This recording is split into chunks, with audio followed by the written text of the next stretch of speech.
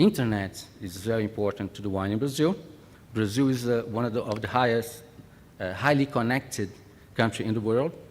We have 80 million users of internet, and we are the number 4 in Facebook, and we are number 4 in producing posts of blogs. We have hundreds of wine blogs. E-commerce is a reality in Brazil. People really buy wine over the internet, and the wine clubs are booming. Every day I have emails of new wine clubs.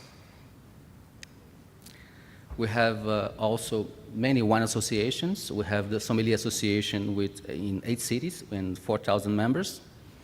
And a lot of brotherhoods, small private wine clubs, wine associations, and there's one main reason for that. Wine in Brazil is very expensive. I'm going to talk this later. And they do these associations to share the costs to drink wine. We have wine in the media. Almost every magazine and newspaper, non-specialized, has this wine column. It's a big trend in Brazil in the last years.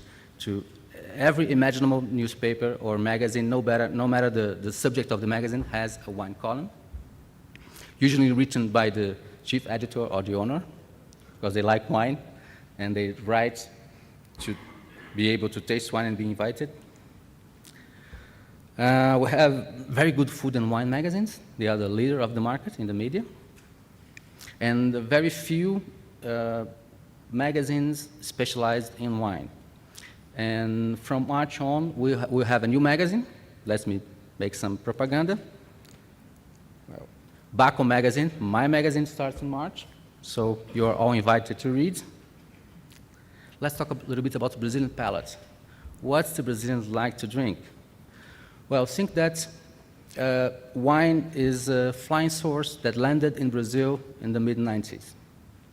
It's a strange new thing, and Brazilians started to discover this. So to the Brazilians, wine is very different from the Italians, for example. I remember when I lived in Italy, every Italian recommended me a wine, saying, oh, this is the best wine in the world, made in my paese, in my little city. In Brazil, this doesn't exist.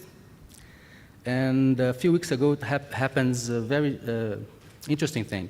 My doorman in my building asked me if red wine is to be drank chilled or not. That's very interesting. So the C class is starting to be interested in wine and in wine education. They want to know how to drink the wine. So Brazilians were educated drinking New World wine, usually, especially Chile. So Brazilians are drinking Chilean wine now for 15 years. And it's a case here. We drink more red wine than white. Do you know the Liebfraumilch case in Brazil? In the beginning of the 90s, we were invaded by cheap German white wine, demi-sec white wine. You're laughing, you know. And these imports exploded and then imploded. It was a big fashion to drink those wines, and because of that fashion 15 years ago, 20 years ago, still white wine is considered bad wine. So the palates were molded in New World wine for 15 years, and usually people like this international style, high alcohol, wood, soft, bold wines, and they confuse in the off-trade market Chile and Argentina. And those consumers that were educated for 15 years with this kind of wine, when they want to try something more special, they usually stay in the same line. So they try Chilean and Argentine wines, the top ones, the icon ones. And the more they get on trade, they try to taste different things. And maybe after some years tasting these iconic South American wines, they try something different. This means Old World. Usually this means Portugal, Alentejo, which is very close in style. And what's the Chilean challenge for Brazil now? Well, first, increase always the perception of quality. Chile in Brazil was associated for many years to good and cheap wines. We say the Chileno Básico, the basic good Chilean wine. It's a guaranteed buy. but what if I want to have a special wine? It can be Chilean or French wine. I hear many consumers saying, oh, I had a special occasion, I wanted to buy a special wine, I bought a French wine and it was a disaster, I didn't like it. They prefer the South American taste. So the challenges are to increase value, increase the perception of quality, and I would suggest invest in other capitals other than Rio and São Paulo. Rio and São Paulo are great markets, but they are already going to the limits, and we have a huge country to be explored.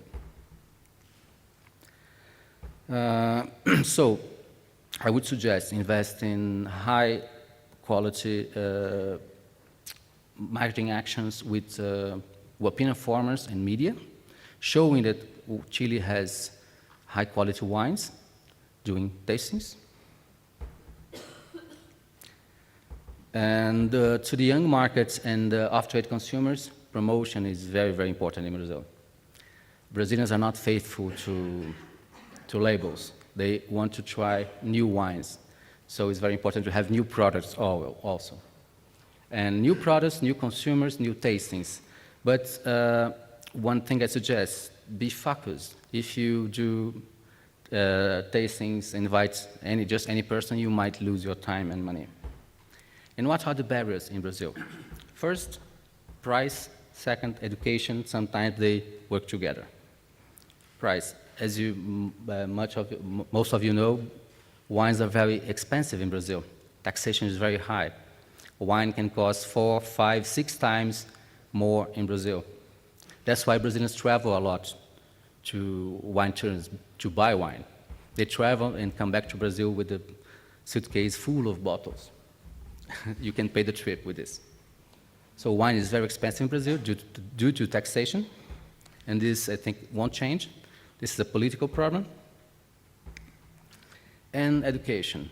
Imagine that wine costs a lot in Brazil. People don't know what to buy, and they're very afraid to buy it because this can be an expensive mistake, especially in a restaurant that wines cost even more. So to educate people, showing how the wine can be drunk, showing that it's easy, it's not difficult, it's one goal that we all have to do in Brazil. And what do I suggest as actions? First, some things that I personally have done. To the on-trade market, show that the wines can be really, really good. One example is the publication I made last year with the 50 great Portuguese wines.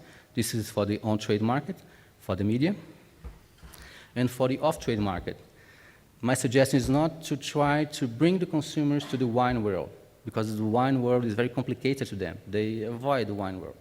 It's easier to bring the wine world to their lives. How can I do that? I personally do tastings with music, cinema.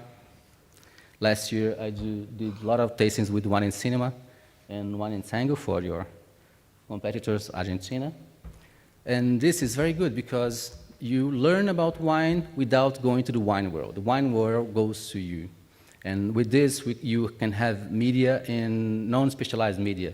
So you reach consumers that don't read wine magazines. That's very important. 90% of the consumers in Brazil don't read specialized media, the off-trade. So we have to do marketing actions to those people.